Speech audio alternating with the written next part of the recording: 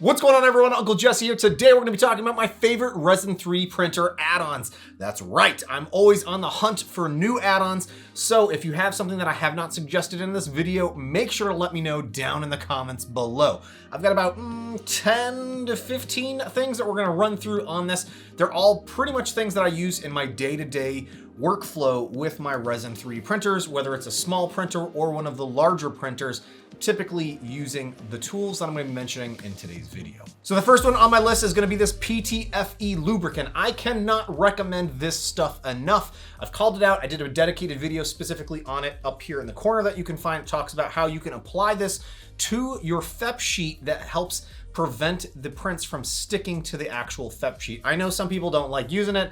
I use it on every single Resin 3D printer that I have. As soon as I get a new machine, I put this on the FEP sheet, and I honestly think it does help prevent my prints from sticking to the FEP sheet. I really have not run into any prints sticking to the FEP sheets since using this PTFE lube. The next one on my list has to be these flex plates.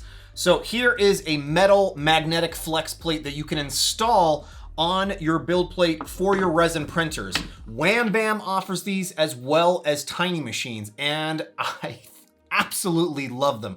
Whether it's a small resin printer or a big one, I typically try to have these installed as basically as many as I can on the different units. I've got one installed on this, the Saturn, as well as the Mars. I have one on my Peopoly Phenom as well. Got one on the Sonic Mini, and I'll be looking at getting one here for the Epax E10 as well. It's a must-have for me. Again, just really helps simplify the process of getting prints off of the build plate and making sure that I don't damage the build plate with using those metal scrapers. And speaking of Wham Bam, their slat mats, I have a lot of these that I've picked up from them. I have a whole shelf of Resin 3D printers in the other room, and pretty much sitting in front of every single one of them is this Wham Bam slat mat here. It's a great addition to help keep all of the resin contained. It is a little bit of a messy process working with these resin printers, so having a dedicated little space that I can use that can easily wipe down and clean up really helps simplify things. I also have a larger silicone mat that I picked up for an overall cleaning station area, as well as I put underneath some of my larger Resin 3D printers. Should also mention Wham Bam is also working on larger slat mats as well that they'll be offering soon. Another thing that I would highly recommend are these plastic lunch trays. That's right, the same lunch trays you typically see in a high school or middle school or when you were in school here. I picked up, I think, 8 of these now off of Amazon in a variety of different colors. And basically what I end up doing is using this to cart prints around. If I've got them off of the build plate and I put them on, like, let's say the slat mat, and now I'm removing all of the supports, I'll typically do that here just because it's a nice wide sturdy platform for me to put the prints on. I'll typically put down some paper towel here as well after I've cleaned off the prints. It gives it a little bit of a place to dry before I run off and cure them. If the weather's nice as well, I'll typically put my prints on these and sit them outside in the direct sunlight as well. Another great add-on are these printer covers. This is by a company called Mach 5. You could find this over on Amazon as well. I have these on a few of my smaller printers. I believe they have some new covers that are now available for the Saturn size printers as well. These are great. I actually have a resin printer in my office area, and it helps keep in a little bit of the noise, as well as it's going to help prevent some of the fumes from going all around. I typically don't work with stinky resins to begin with, so I'm not too concerned about that, but the noise factor with this being in another room, maybe you have an office space like me and you don't want the noise. You know, this can help muffle it for you, as well as it's going to give you an extra added layer of UV protection if you're into that sort of thing or have any concerns about your display here. And it's easy enough to take on and off. These are typically wide enough to go over most of the printers, and I've got some extra add-ons here, as well as it has no issues going over the USB ports either on the side or the back of the machine while it's plugged in and running. And while I've got the Elegoo Mars here, I have just recently picked these handles up off of a post that I saw someone mentioned over on a Facebook page there. I can't remember which one it was. Tagged me and was like, hey, I found these handles, and I ended up buying a whole bunch of them and installing them on a bunch of my Resin 3D printers.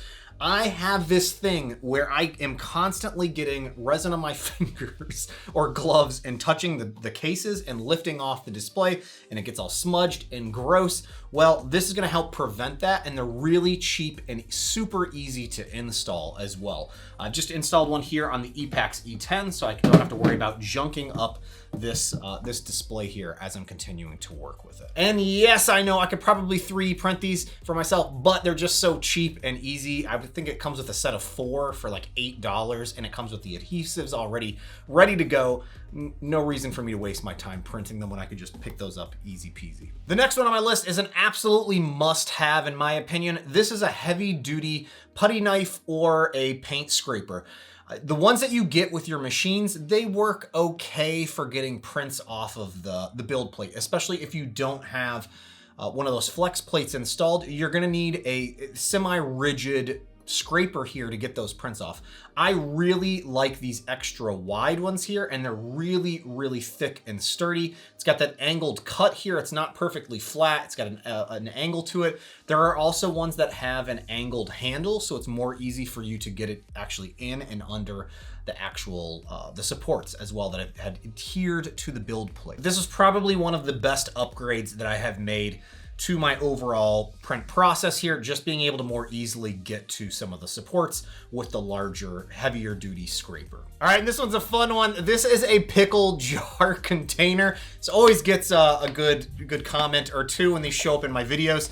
This is what I was using prior to having an ultrasonic cleaner.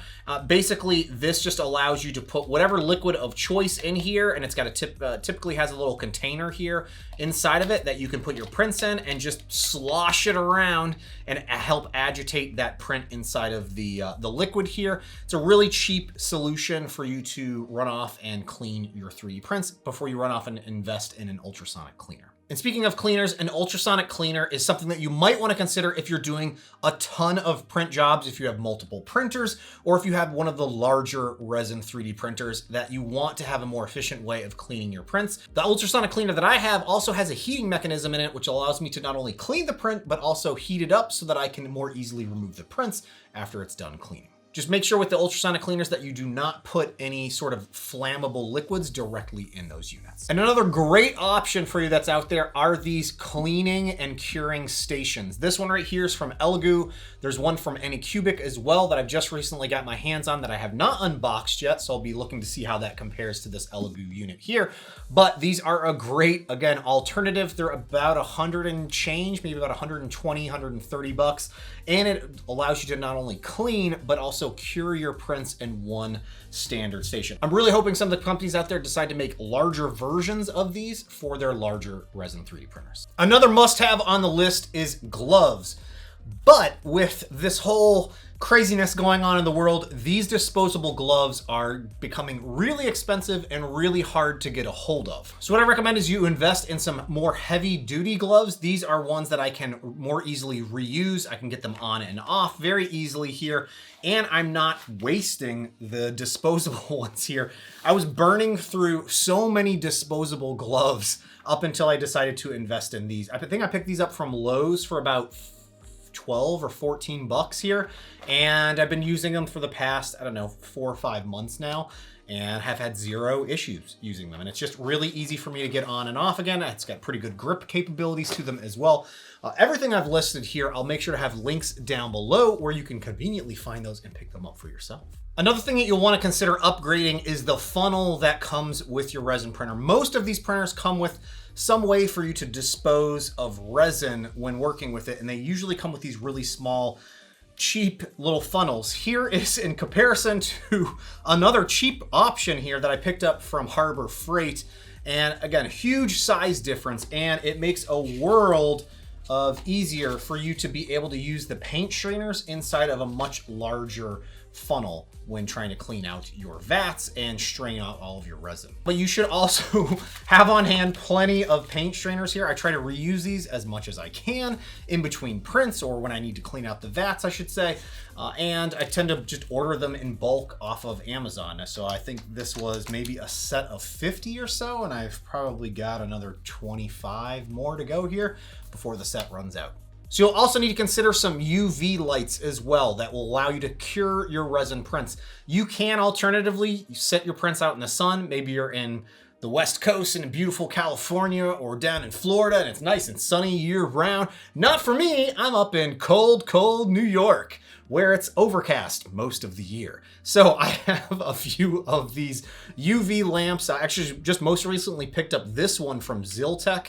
You can find these over on Amazon as well. They're pretty readily available and fairly cheap for you to buy. I have mine sitting in a metal bucket that it'll help reflect the light for me to cure my prints when not using one of the curing stations or if I'm just printing and curing something much larger. And related to that is a UV flashlight. This is something that I use regularly to help join prints together. So typically what I will do is put a little dab of super glue on, let's say, an arm and where I'm joining up two prints together so it adheres very quickly and easily. And then I'll put a little bit of resin back in that seam area and use the UV flashlight to help immediately cure any of the resin that I was working with. This is also great for trying to shove inside of a hollowed out print to help cure the inside of your resin print as well. So hopefully this video helped some of you out there that are interested in resin 3D printing and needing some advice on additional accessories, or maybe you are already 3D printing and just interested to see what else I'm all working with here that you don't typically see in every one of my printer videos. Again, if you're interested in picking up any of these, I'll have links down below. Those are typically going to be affiliate links, which help with the channel here, so thank you very much.